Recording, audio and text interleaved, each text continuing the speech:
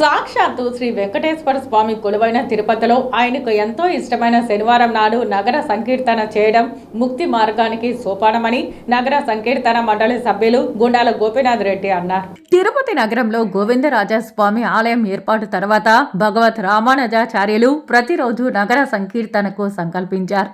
అటు తర్వాత కాలక్రమేణా నగర సంకీర్తన మరుగున పడింది. ఈ నేపథ్యంలో గత 6 నెలలుగా స్థానిక నాయకులు గుండాల గోపీనాథ్ రెడ్డి నగర సంకీర్తన మండలి ఏర్పాటు చేసి భజన కళాకారులను ఏకతాటిపైకి తీసుకొచ్చి ప్రతి శనివారం గోవిందరాజస్వామి ఆలయ మాడవీధిలో నగర సంకీర్తన ప్రారంభించారు.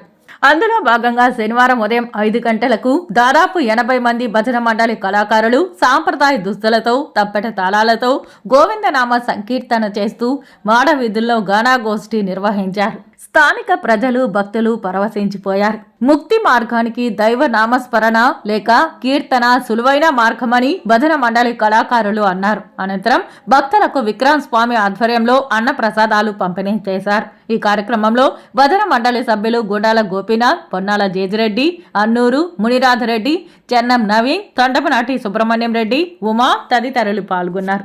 శుభప్రదమైనటువంటి ప్రతి శనివారం ఈ యొక్క భజన కార్యక్రమాన్ని గోపీనాథ్ రెడ్డి గారి ఆధ్వర్యంలో అతి మనోహరంగా భక్తజనులు కళాకారులు సమ్మేళనంతో పురాతనంగా ఉన్నటువంటి ఈ ఆచారాన్ని వెలుగులోకి తెచ్చి రాబో తరానికి కూడా హరినామ సంకీర్తన అనేటువంటి భక్తి భావాన్ని పెంపొందింపజేయాలనే ఉద్దేశంతో మరీ గుర్తు చేస్తూ ఈ భజన కార్యక్రమాన్ని చక్కగా వినోదంగా ఆహ్లాదంగా ప్రతి శనివారం ప్రాతకాలం ఉదయ తూర్పర్య ఉదయం 5 గంటల నుంచి 7 గంటల వరకు పురవీధులు గోవిందరాజస్వామి ఆలయ పురవీధుల్లో ప్రదక్షిణ చేస్తూ తిరిగి ఆంజనేయ స్వామి వారి గుడి వద్ద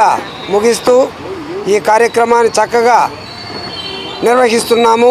ఈ నగర సంకీర్తన అనేది రాజుల కాలం నుంచి వచ్చే ఈ సంకీర్తన కార్యక్రమం పొద్దున 4 గంటలకే పురవీధుల్లో స్వామివారి వైభవాన్ని తెలుపుతూ అనేక విధాలుగా పురవీధులు తిరుగుతూ భజన బృందాలు, కోలాటాలు, అనేక భజన కార్యక్రమాలతో స్వామివారి పాటలతో ఈ పురవీధులు తిరుగుతూ స్వామివారి వైభవాన్ని తెలుపుతూ మన తెలుగు